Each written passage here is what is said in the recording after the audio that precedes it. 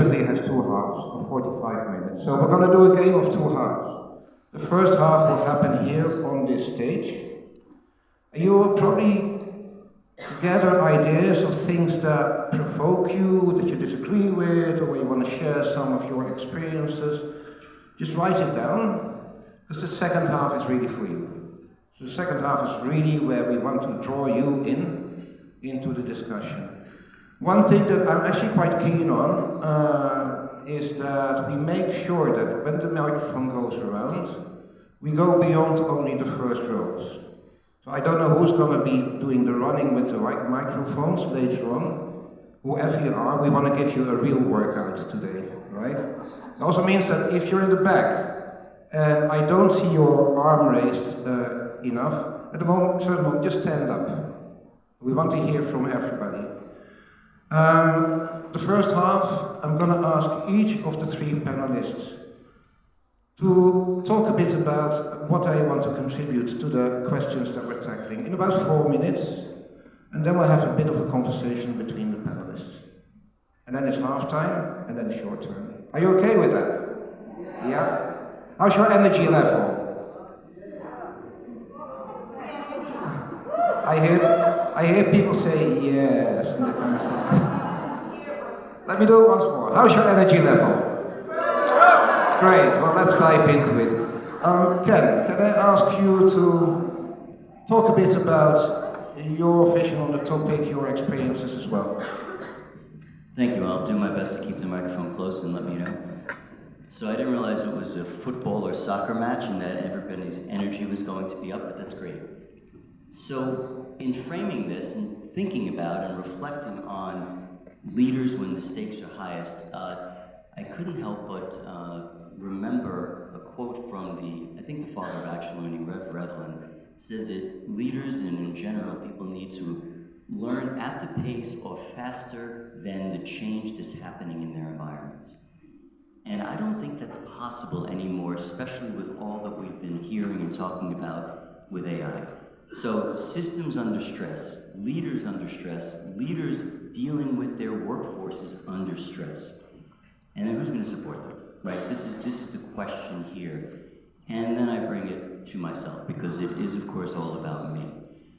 In seriousness, what we're doing is creating this space, whether we're mentors, coaches, or supervisors, to be with the leaders that we're working with, to support them for what? To face into the current reality, but also especially the future that they're both creating and living into. Now, one important role that I have here at EMCC, and why I'm up on the stage, is because I'm the lead for the Center of Excellence for Group Coaching, but I'm also very active in the more active space right now, which is supervision. I'm in the supervision CFE with Clara Micheller here and an esteemed team. And one thing that was really important when I think about leadership is how we, in our different roles, support the leaders. So putting it out there is very important.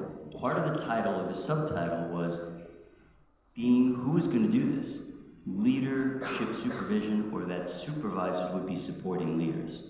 So as we talked among our CFE, and I've had other conversations around the room, which is important from my role at least, to talk about very briefly the fact that we want to keep conceptual clarity around who is actually spending the times with the leaders and how we are actually working with them. And our position, and where we stand, and I stand personally, is that we want to make sure we don't muddy the waters and create a bit of messiness in terms of how leaders are perceiving how they're being supported by adding the word supervision. To keep it practitioner to practitioner. Supervisory skills, talents, all the amazing people I've met here, go for it, but please refrain from calling it supervision. I'm not here to instruct or tell people what to do. However, we as a CFE really feel strongly about this because with the marketplace being very complex and leaders in such need, basically just wanted to put that out there. It's a question and it's a dialogue, but that's how we are looking at it right now. So I think that's all I have to say at this point. Thank you, Ken. And the more applause we have, the better, right? So. Ivan, you want to talk a bit about your workplace experience and your own journey as well? Thank you. I mentioned about me coming from one very traditional industry, also working in Balkan, in these countries. But still, I find our company very modern in approach to developing people and leaders and in general people. So I would like to share a few things about leadership programs that we have inside the company. And this is, first of all, each manager needs to go through coaching education. This doesn't mean that he will be a coach. It means that he should use tools in his daily practice in work with people. So he can understand better people, he can ask better questions, he can listen better. And this is really very important for us. Then second big thing, for several years we have a school of personal development. And this is not related to job or performance, it is only related to self-development and discovering about yourself, your values, your authenticity, and really going beyond your known about yourself. And the quote is 1,000 insights and they are all me. And this is really great and very supportive atmosphere, I would say, for developing of the people, which is also bringing the results, in sales. But then at one point in last year, we saw that something strange is going on, and we decided to take research inside the organization in all countries called Queen Town. Maybe you know, it's about organizational health, testing 170 different markers of organizational health. And we had some excellent results in engagement, in respect, in relationship with your colleagues and your bosses or supervisors. But we had also at the same time a very high level of exhaustion. 38% of people were really exhausted, and we connected these dots and saw that people who actually care the most and who are the mostly passionate and drive the company forward, they are really exhausted.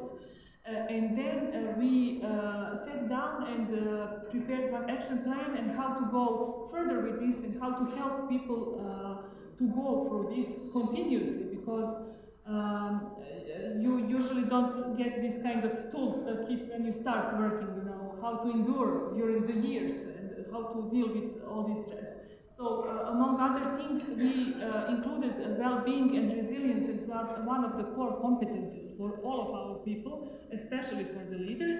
And we are really working on this and following up to create the awareness together with the set of tools that we also implemented. For example, positive PQ programs and long weekends, short Fridays, and other tools.